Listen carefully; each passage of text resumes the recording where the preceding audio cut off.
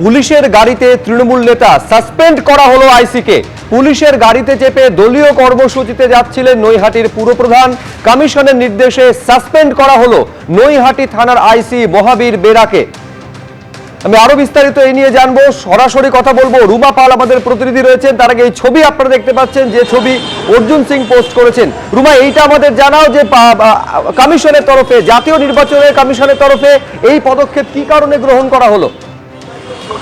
দেখো, প্রথমে জানিয়ে রাখি যে ব্যারাকপুর পুলিশ কমিশনারেটের নৈহাটি থানা আইসিকে সাসপেন্ড করা হয়েছে।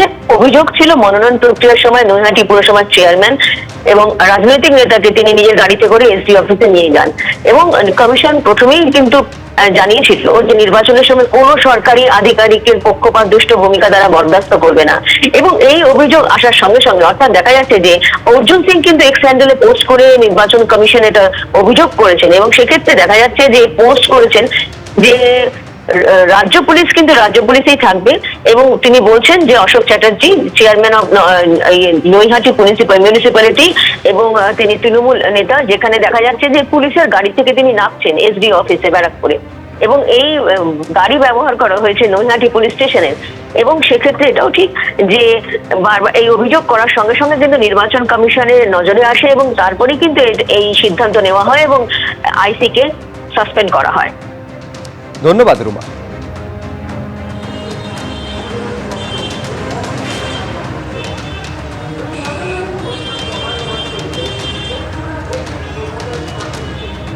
দেখতে পাচ্ছেন যে ছবি যেটা পোস্ট করেছেন অর্জুন সিং, সেই অর্জুন সিং এর পোস্ট করা ভিডিও, যেখানে পুলিশের গাড়ি থেকে তৃণমূল নেতাকে নামতে দেখা যাচ্ছে, এবং এই ভিডিও পোস্ট করে একেবারে সরাসরি অভিযোগ করেন অর্জুন সিং, যার ভিত্তিতে এই পদক্ষেপ কমিশনের।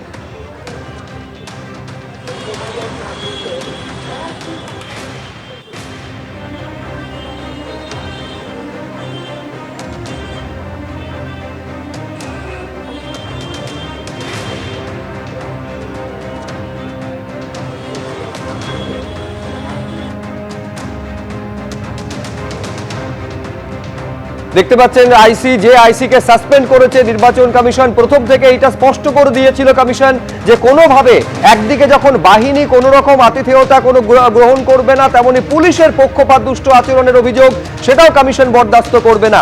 এই অভিযোগ সামনে আসার পর যখন অর্জুন সিং পোস্ট করছেন সোশ্যাল মিডিয়ায়, সরাসরি কমিশনকে নালিশ করছেন, তার ভিত্তিতে আইসি কে সাসপেন্ড করলো কমিশন। মোথাবাড়ির ঘটনা আজকে একদিকে যেমন কড়া পর্যবেক্ষণ সুপ্রিম কোর্টের, একই সঙ্গে এনআইএ কে এই ঘটনা তদন্তভার আজকে দিয়েছে সর্বোচ্চ আদালত। আর এই নিয়েই কথা বলবো এই মুহূর্তে। নিউজ রুমে আমাদের সঙ্গে রয়েছেন প্রতিনিধি অতনু হালদার। অতনু, এর আগের দিনে আমরা দেখেছিলাম সর্বোচ্চ আদালত জানিয়ে দিয়েছিল যে কারা তদন্ত করবে সেই সিদ্ধান্ত নেবে নির্বাচন কমিশন। প্রাথমিক পর্যায়ে এনআইএ তদন্ত করে, রিপোর্ট পেশ হয়, এবং তারপরে আজকে একেবারে তদন্তভার এনআইএ কে দিয়ে দেওয়া হলো। দেখো, একবারই এনআইএ কে তদন্তভার দেওয়া হয়েছে, এবং আজকে এনআইএ কে যখন তদন্তভার দেওয়া হচ্ছে তখন এনআইএ সুপ্রিম কোর্টে প্রথম দিকে এই তদন্তভার তারা নেবেন কিনা তা নিয়ে সুপ্রিম কোর্টে প্রশ্ন তোলেন, যে সমস্ত অফেন্সের তদন্ত তারা করেন। মানে আমরা তো জানি যে এনআইএ তৈরি হয়েছে মূলত টেরোরিজম অ্যাক্টিভিটি সেইটাকে প্রতিহত করার জন্য। ফলে তারা যে ধরনের ঘটনার তদন্ত করেন সেই ধরনের অফেন্সের মধ্যে এখানে সেরকম কোনো অফেন্স তারা পাচ্ছেন না। তাতে সুপ্রিম কোর্ট বলে যে আমরা বললে তো কোনো অসুবিধে নেই, অর্থাৎ সুপ্রিম কোর্ট নির্দেশ দিলে কোনো অসুবিধা নেই, সেক্ষেত্রে সুপ্রিম কোর্টের নির্দেশে এনআইএ তদন্ত করতে পারবে। তখন এনআইএ এই তদন্তভার তুলে নেয়, এবং সুপ্রিম কোর্ট এখানে বলার ক্ষেত্রে যেটা অত্যন্ত গুরুত্বপূর্ণ, যে যাদেরকে গ্রেপ্তার করেছে রাজ্য পুলিশ এই মামলার, প্রত্যেককে জুডিশিয়াল কাস্টাডিতে পাঠিয়ে দিতে হবে, এবং তারপর এনআইএ সেখান থেকে তাদেরকে নিজেদের কাস্টাডিতে নেওয়ার জন্য আবেদন জানাবে। অর্থাৎ রাজ্য পুলিশের হাতে আর কিচ্ছু থাকবে না। শুধু তাই নয়, রাজ্য পুলিশকে সমস্ত তথ্য, নথি, প্রমাণ, কেস ডায়েরি, যাবতীয় এফআইআর, মোট 12টা এফআইআর, সমস্ত কিছু এনআইএ কে হ্যান্ড ওভার করে দিতে হবে, এবং এনআইএ প্রয়োজন বোধ করলে পরে তারা নিজেরা আবার নতুন করে এফআইআর করবে। তার কারণ তুমি জানো, এই মালদার পাশের জেলা মুর্শিদাবাদই কয়েকদিন আগে বেলডাঙ্গাতে ঘটে যাওয়া একটা অশান্তির ঘটনায় এনআইএ তদন্তের নির্দেশ দেয় কলকাতা হাইকোর্ট, এবং তারপরেও রীতিমতো টালবাহানা করে রাজ্য সরকার, রাজ্য পুলিশ প্রশাসন এনআইএর হাতে তথ্য প্রমাণ তুলে দিতে। শেষ পর্যন্ত সুপ্রিম কোর্টের হস্তক্ষেপে আবার সমস্ত তথ্য প্রমাণ নথিপত্র সব এনআইএর হাতে হ্যান্ড ওভার করে রাজ্য পুলিশ প্রশাসন। ফলে আজকে প্রথম থেকেই সুপ্রিম কোর্ট নির্দেশ দিয়ে দেয় যে যাবতীয় তথ্য প্রমাণ নথিপত্র সব রাজ্য পুলিশকে তুলে দিতে হবে এনআইএর হাতে। তো এটা তো গেলে একটা দিক। এবারে আমি আসছি যে এনআইএ তদন্ত কেন দিল সুপ্রিম কোর্ট। সুপ্রিম কোর্ট তার অবজারভেশনে বলছে যে এখানে যেহেতু মূল অভিযোগটা হচ্ছে স্থানীয় পুলিশ এবং রাজ্য প্রশাসনের বিরুদ্ধে, সেই কারণে এনআইএকে দিয়ে এটা তদন্ত করানোর সিদ্ধান্ত সুপ্রিম কোর্ট দিচ্ছে।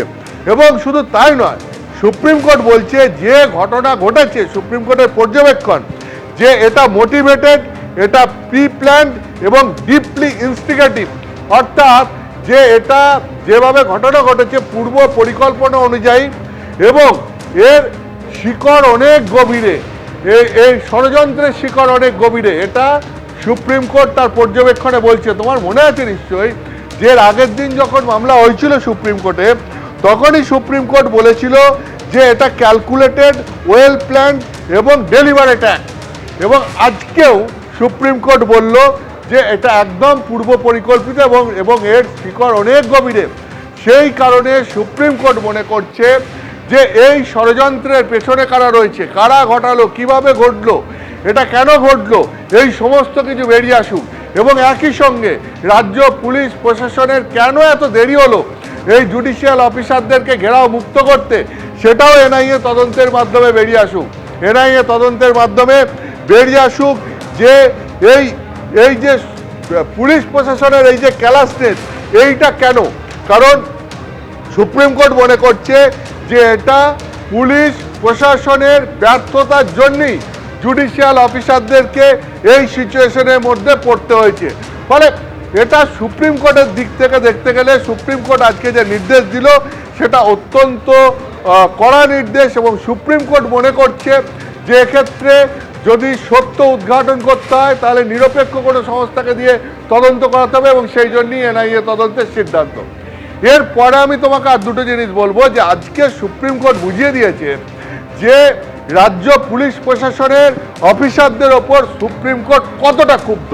কেন বলছি সেটা হচ্ছে, তুমি জানো যে আগের দিনে একটা প্রশ্ন উঠেছিল যে যখন ক্রাইসিসের সময়, সেই সময় মুখ্য সচিবকে পাওয়া যায়নি, তার সঙ্গে ফোনে কলকাতা হাইকোর্টের প্রধান বিচারপতি যোগাযোগই করতে পারেননি। আজকে সেই প্রসঙ্গে ওঠে এবং অনলাইনেও হাজির ছিলেন সুপ্রিম কোর্টের এই প্রধান বিচারপতি এজলাইসে অনলাইনে হাজির ছিলেন মুখ্য সচিব। সেখানে মুখ্য সচিবকে জিজ্ঞাসা করা হয় যে আপনি, মানে বিচারপতি জয়মাল্য বাগচি বলেন যে আপনি যে নম্বর দিয়েছেন সেটা বেশিরভাগ সময় বন্ধ থাকে। তাতে মুখ্য সচিব বলেন যে না, আমি একটা নম্বর দিয়েছি, সেই নম্বরটা খুব সুরক্ষিত। তাতে জয়মাল্য বাগচি সুপ্রিম কোর্টের বিচারপতি বলেন যে এত বেশি সুরক্ষিত যে কলকাতা হাইকোর্টের প্রধান বিচারপতির মতো ব্যক্তি আপনাকে ফোন করে পান না।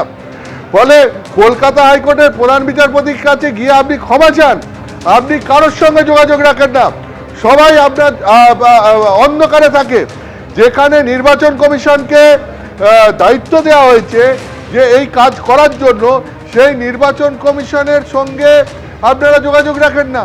আর এই বিচ্ছিন্নতা, যোগাযোগ বিচ্ছিন্নতার কারণেই এই বিপুল পরিমাণ জটিলতা ও বিশৃঙ্খলা তৈরি করেছে। মানে এখানে তিনি বিশ্বাসযোগ্যতা নিয়ে প্রশ্ন তুলেছেন এবং বলেছেন যে আমরা কি এটা ধরে নেব রাজ্য রাজনীতি রাজ্যের সচিব পর্যায়ে প্রবেশ করেছে, অর্থাৎ সেক্রেটারিয়েট, স্টেট সেক্রেটারিয়েট, যার মধ্যে রাজনীতি থাকা উচিত নয়, যারা প্রশাসনকে চালায়। আজকে সুপ্রিম কোর্ট এই প্রশ্ন করছে যে আমরা কি ধরে নেব যে রাজ্য রাজনীতিও এই স্টেট সেক্রেটারিয়েটের মধ্যে প্রবেশ করেছে। ঠিক একইভাবে এখানে যেরকম প্রশাসনের ভূমিকা নিয়ে প্রশ্ন তোলা হয়েছে, ঠিক একইভাবে আমি তোমাকে বলছি পুলিশের ভূমিকা নিয়েও প্রশ্ন তোলা হয়েছে।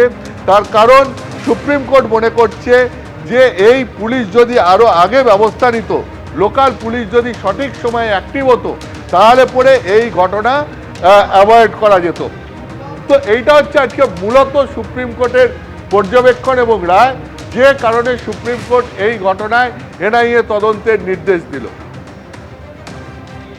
একেবারেই সঙ্গে থাকা অতনু। এবিপি আনন্দ, এগিয়ে থাকে, এগিয়ে রাখে।